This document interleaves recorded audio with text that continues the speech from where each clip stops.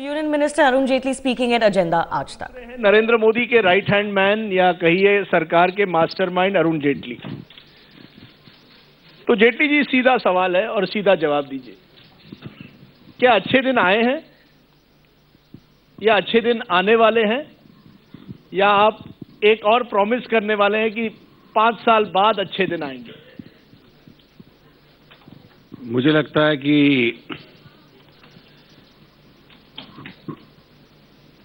अधिकतर लोगों के लिए तो निश्चित रूप से आए हैं। कुछ लोगों को तकलीफ भी है। अब कितना आनंद आता था राजदीप सरदेसाई को जब रिपोर्ट करने के लिए 1,76,000 करोड़ का स्कैम होता था। अब आपके पास वो सुविधा उपलब्ध नहीं है। अब 6 महीने में उंगली उठाने का इस तरह का अवसर आपको एक बार भी नहीं मिला। और जब मैं ये कह रहा हूं, मेरे कहने के पीछे उद्देश्य ये है कि आरंभिक दिन है सरकार के। सरकार का नेतृत्व मजबूत है, सरकार के पास निर्णय लेने की क्षमता है,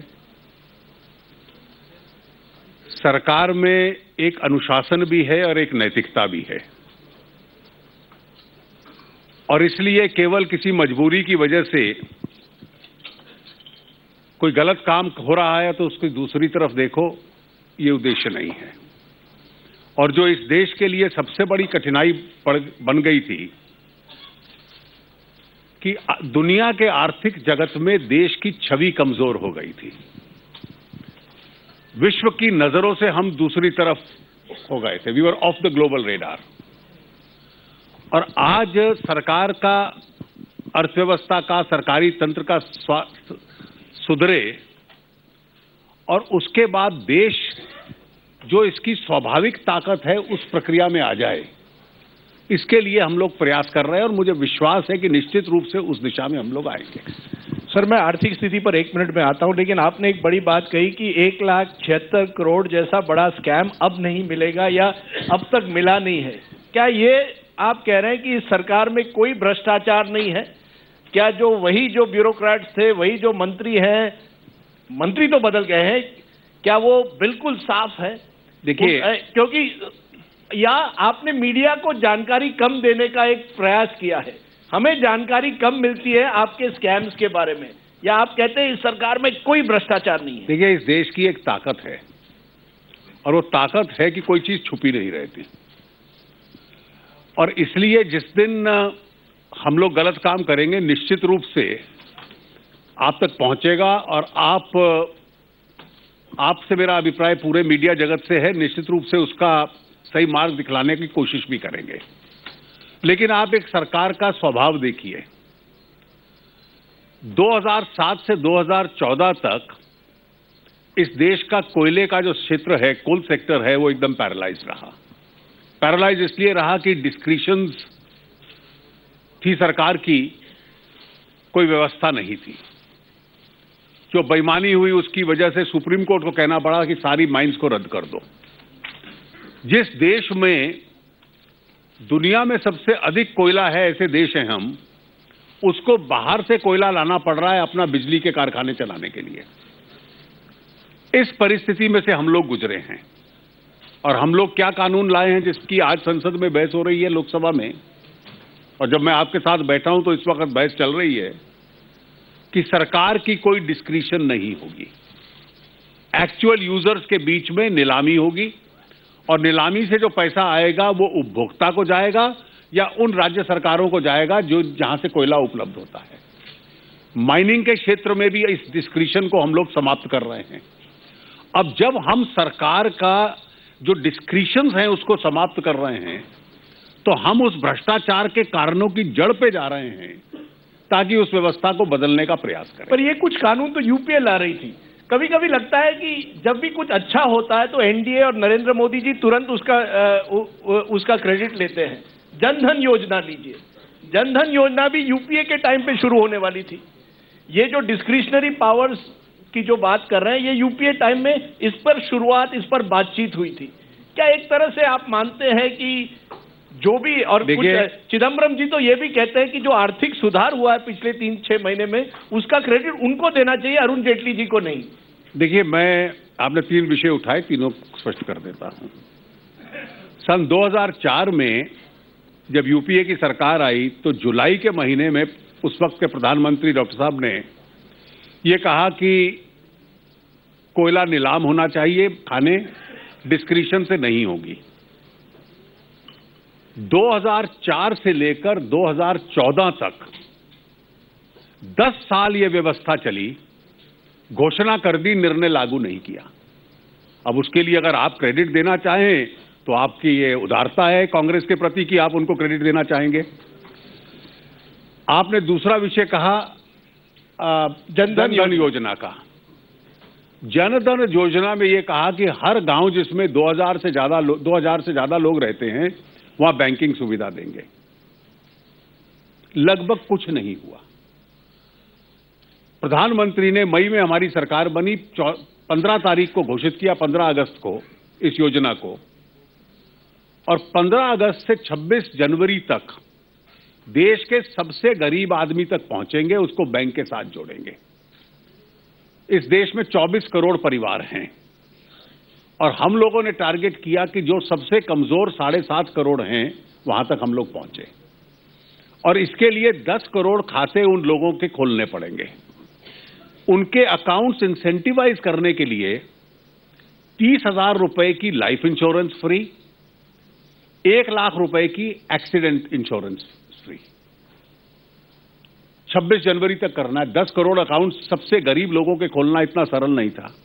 आज जब मैं आपसे बात कर रहा हूं, कल शाम तक 8 करोड़ 80 लाख अकाउंट्स खुल चुके हैं, जिसमें 75% ये भी है जिसमें कोई पैसा नहीं है। ये उसकी 75% ऐसे लोग हैं जिसमें कोई, कभी कभी सर ये इल्जाम लगता है कि आप पूरी स्टोरी कभी बताते नहीं। देखिए, ये पूरी स्टोरी जो आपने बताई ना वो मेरे पक्ष में जाती है।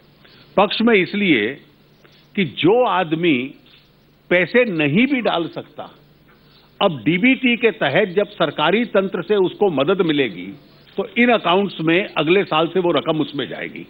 जो आदमी उसमें पैसे नहीं भी डाल सकता, उस आदमी को भी 1 लाख और 30,000 रुपए का जो इंश्योरेंस है, लाइफ इंश्योरेंस और एक्सीडेंट इंश्योरेंस फ्री मिलेगा। That's a part of the social security mechanism.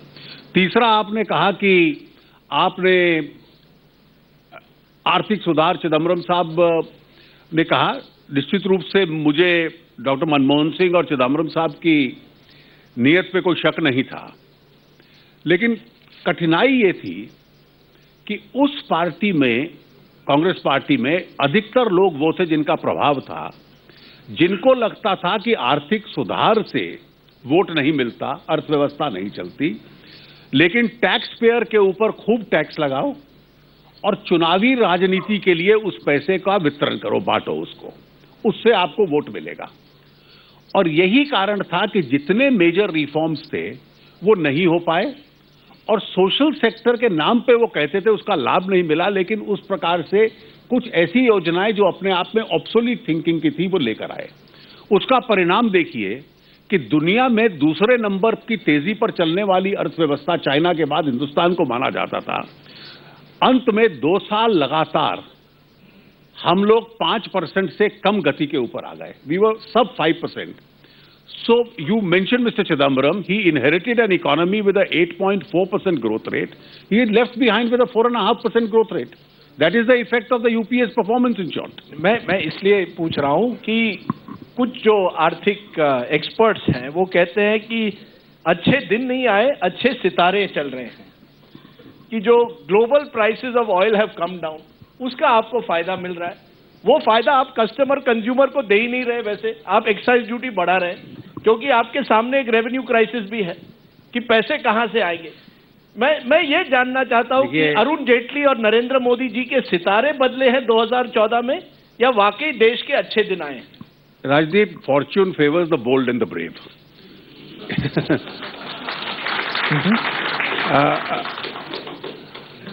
आज अगर तेल की कीमत कम आई है तो अभी तक 7 बार हम पिछले 3 महीने में उसको कस्टमर को पास ऑन कर चुके हैं।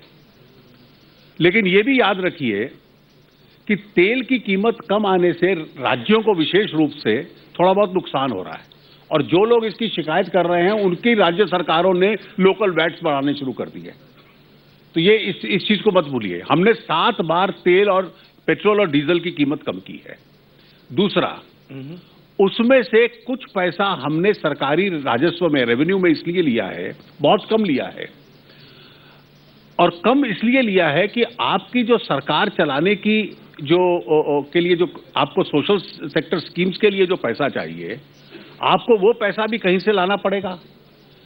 जिस अर्थव्यवस्था को, इकोनॉमी को हमें लेगेसी में मिली है, वो 4.5% ग्रोथ रेट की थी, उसको वापस 6%, 7%, 7.5%, 8% पे लाने में कुछ समय लगता है। ये बटन नहीं है कि आपने प्रेस किया और अगले दिन से इकोनॉमी फास्ट मूविंग हो जाएगी। कब तक जाएंगे 8%? आप 8% की आज बात कर रहे हैं। मैं ये मानता हूं कि इस साल हम धीरे धीरे स्टेप्स उठाकर इकोनॉमी को एक फास्ट ट्रैक पे लाने के रोड मैप पे दे रहे हैं। उसके लिए सीरीज ऑफ रिफॉर्म्स हम लोगों को चाहिए होंगे। कुछ पार्टियां ऐसी भी हैं जिनका एकमात्र काम है कि किसी प्रकार का सुधार है उसका विरोध करना, और मैं मानता हूं कि ये कांग्रेस पार्टी के लिए चुनौती होगी। हमारे मन में स्पष्टता है कि हमें कौन सी दिशा लेनी है, कि वो उन रुकावटें पैदा करने वालों के साथ जाए या रिफॉर्म्स के साथ आए। और मैं मानता हूं कि अगले साल जो इकोनॉमी की गति होगी, अर्थव्यवस्था की गति होगी, वो 6-6.5% की दिशा में जाएगी, जो कि भारत के हिसाब से एक रीजनेबल रेट है, और उसके बाद हम वापस उस 7% टारगेट को टच करने का प्रयास करेंगे। इसके लिए अगर 6.5-7% टच करना, आपने कहा फॉर्चून फेवर्स द ब्रेव। आप बताइए, बजट आ रहा है 2 महीने में, क्या ये ब्रेव चीज आप करने जा रहे हैं? जीएसटी रिफॉर्म आएगा, goods and services tax reform आने वाला है, क्या आप हमें आश्वासन दे सकते हैं अगले 2 महीने में जीएसटी आएगा? इस सरकार क्या आपको लगता है लेबर रिफॉर्म, क्योंकि मैं सुन रहा हूं कि स्वदेशी जागरण मंच उसे अपोज करेगा, कि संघ परिवार में भी 2 गुट है, एक अरुण जेटली जो रिफॉर्म की बात करते हैं, और कुछ और हैं जो कहते हैं नहीं, रिफॉर्म जो अरुण जेटली चाहते हैं उसे हम रिफॉर्म नहीं मानते। ऐसा है कि जहां तक प्रश्न आर्थिक सुधारों का है, मैं पूरी लिस्ट आपको 27 मई से गिना सकता हूं जो कदम हम लोगों ने उठाए हैं। ये जो कदम हम लोग उठा रहे हैं, मैं आपको एक छोटा सा उदाहरण दूं। जो मेरी मेज के ऊपर मेस थी कि पूरी दुनिया हमारी तरफ देखने को तैयार नहीं थी कि आपकी अल्ट्रा अग्रेसिव टैक्स पॉलिसी है। आपने इस तरीके के नोटिसेस हर दुनिया जहां को भेज दिए, हर इन्वेस्टर को भेज दिए, जिससे आपको टैक्स नहीं मिलना था, क्योंकि हमारे यहां अदालतें भी हैं, वो उसको रोक देती थी। लेकिन पूरी दुनिया में भारत की बदनामी हो गई कि इस देश में जाकर निवेश करोगे तो एक अनरीजनेबल टैक्सेशन आपका एटीट्यूड है। उसको हमने सुधारने की कोशिश की और सही संकेत उस दिशा में हम लोगों ने दिए हैं। ये मैंने अभी कोयले का जिक्र किया, it's a mess that we inherited. Gas pricing, it's a mess that we inherited. अब एक एक करके एक एक डिसीजन लेके उसको हमने रिजॉल्व करने की कोशिश की। आज मैं जब आपके साथ बैठा हूं, मेरा प्रयास क्या है कि आने वाले सप्ताह में मेरा पूरा प्रयास यह है कि इंश्योरेंस के जो संशोधन है उनको संसद से पास करवाऊं। आज हम कोशिश कर रहे हैं कि एक फेयर नॉन डिस्क्रिशनरी मेथड कोल एलोकेशन को पास करवाऊं। उसके बाद इसी सप्ताह में मैं कोशिश कर रहा हूं कि जीएसटी पे पूरी स्टेट्स के साथ कल रात 10:30 बजे तक मैं बैठा रहा हूं कि उसका जीएसटी का जो संविधान संशोधन है, कम से कम उसको इंट्रोड्यूस कर दूं, उसका रोड मैप, ताकि चर्चा होने के बाद अगले सत्र में उसको कंसिडरेशन के लिए ला सकूं। We are working overtime on this. The obstructionists are also working overtime. Let us see where those who try and obstruct succeed or we succeed. Are the obstructionists in the opposition और कुछ obstructionists आप ही के party में? ये हमारी party में देखिए, इस सरकार में एक ताकत है। लोकसभा में तो हमारे पास स्पष्ट बहुमत है, राज्यसभा में नहीं है, लेकिन नेतृत्व के मन में बिल्कुल स्पष्टता है। और ये जो आपने कहा कि आपके एक वैचार परिवार के अंदर लोग इसका विरोध करने को बैठे हुए हैं, आप लोग रोज जाते हो उनसे विरोध का बयान लेने के लिए, लेकिन मैं उनका आभारी हूं, कोई आपको ऑब्लाइज नहीं कर रहा हूं। क्या आप कमिट कर रहे हैं कि एक रिफॉर्म ओरिएंटेड बजट मिलेगा? देखिए, क्या ये कमिटमेंट है? मैं आपको एक चीज, let us not get into the budget phobia. Budget is a one of event in 365 days. हमारी सरकार का तो प्रयास ये रहेगा कि बाकी 364 दिन भी वो यात्रा चलती रहनी चाहिए। ये 364 दिन की यात्रा में काले धन का मुद्दा उठता है, ब्लैक मनी का मुद्दा उठता है। आपने चुनाव के टाइम पे बाबा रामदेव के साथ भाषण में कहा 100 दिन में आएंगे वापस। क्या हुआ? ये एक वादा लोग पूछ रहे हैं। लालू जी आए थे कुछ घंटों पहले इसी प्रोग्राम पर, कह रहे थे कि हम अब आंदोलन करेंगे, काला धन कहाँ है? क्या हुआ? सरकार ने कहा था 15 लाख हर व्यक्ति के बैंक अकाउंट में जाएगा 100 दिन में। आप कम से कम आपके साथ जब मैं डिबेट करता हूं तो लेवल ऑफ लॉजिक एक डिफरेंट होना चाहिए। उसका कारण ये है यानी आप कहते हैं कि जब आप भाषण करते हैं तब लॉजिक नहीं होता। देखिए, इस डिबेट में अभी लोकसभा में कांग्रेस पार्टी के नेता हैं खड़गे साहब, वो अलग अलग इस प्रकार के भाषणों का जिक्र कर रहे थे और उन्होंने कहा कि मैंने पूरा प्रयास किया कि अरुण जेटली का भी कोई भाषण ढूंढूं, लेकिन मुझे मिला नहीं। क्योंकि इसकी एक व्यवस्था है और वो व्यवस्था मैं पहले भी जानता था, मैं आज भी जानता हूं। उसकी व्यवस्था बिल्कुल स्पष्ट है। आपके देश में अपराध हुआ कि कोई लोग यहां से बाहर पैसा भेजते हैं, क्वांटम को लेकर एक बहस हो सकती है, कितना है कितना नहीं है उसका कोई अंदाजा नहीं लगा सकता। अब एविडेंस उस पैसे की बाहर है, आपको उस देश से उस एविडेंस को लाना है, उस एविडेंस को प्रोड्यूस करना है और उसके आधार पर उन लोगों को प्रोसिक्यूट करना है और कंपेल करना है कि जो पैसा वापस ला सकते हैं, अगर बाहर नहीं निकाला तो उसको वापस लेकर आए। उसके लिए आपके पास ट्रीटीज हैं। उन ट्रीटीज का, इंटरनेशनल ट्रीटीज का एक अपने किस्म का अनुशासन होता है, एक उसकी अपनी लैंग्वेज और एक अपनी पूरी ज्यूरिस्प्रूडेंस है। जिस दिन लालू जी और अन्य लोगों को यह ज्यूरिस्प्रूडेंस समझ में आ जाएगी, उस दिन इस तरह की तर्क देना बंद कर देंगे। मैं इसलिए कह रहा हूं कि उस प्रक्रिया में हम लोग पड़े हुए हैं। अब लिंचनस्टाइन में सर, मैं इसलिए पूछ रहा था क्योंकि राजनाथ सिंह जी आपके अध्यक्ष थे, उन्होंने कहा था 100 दिन में ब्लैक मनी। देखिए, आप मानते हैं कि ये वोटर को लुभाने के लिए आपने किया था। अब आप वकील और वित्त मंत्री की हैसियत से हमें लॉजिक दे रहे हैं। देखिए, मैं आपकी इस भाषा से प्रोवोक नहीं होऊंगा, फिर भी सीरियस जवाब दूंगा। लिंचनस्टाइन में हम लोगों ने 54 अकाउंट से आइडेंटिफाई किए, 28 इलीगल हुए, 28 के खिलाफ प्रोसिक्यूशन फाइल कर दिया है। HSBC से 627 की लिस्ट मिली, उसमें कई केवल नाम थे, कुछ उनकी आइडेंटिफिकेशन नहीं था। 450 से ऊपर हमने आइडेंटिफाई कर लिए। उन सब की असेसमेंट्स हम 31 मार्च से पहले कंप्लीट कर रहे हैं। जो इलीगल हैं प्रोसिक्यूशन फाइल कर रहे हैं। 250 लोगों ने आकर अपने अकाउंट्स एडमिट कर लिए हैं और इसलिए, लेकिन वो अकाउंट्स ये याद रखिए 2005 से 2007 तक थे और इसलिए उन लोगों ने 2014 की इंतजार नहीं किया पैसे निकालने से पहले। लेकिन फिर भी ऐसे लोगों के खिलाफ एक डेटरेंट हो कि we will still prosecute you even though it's 10 years too late. मुझे लगता है कि जो करेक्ट प्रोसीजर है उसकी तरफ हम जाएं और केवल नारेबाजी के ऊपर इस पूरी प्रक्रिया को हम लोग लेकर जाएं।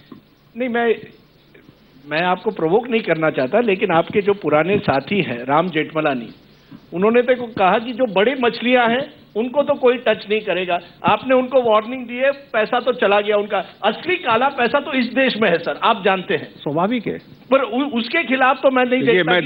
मैं दो चीज आपको बतला दूं। आपको छोटी मछलियां को आपने जिनका नाम लिया, अगर उनका सुझाव हम लोग मान लें तो हम अकाउंट होल्डर्स की मदद करेंगे। मैं ये गंभीरता से कह रहा हूं। उन्होंने ये कहा ये नाम सार्वजनिक कर दीजिए।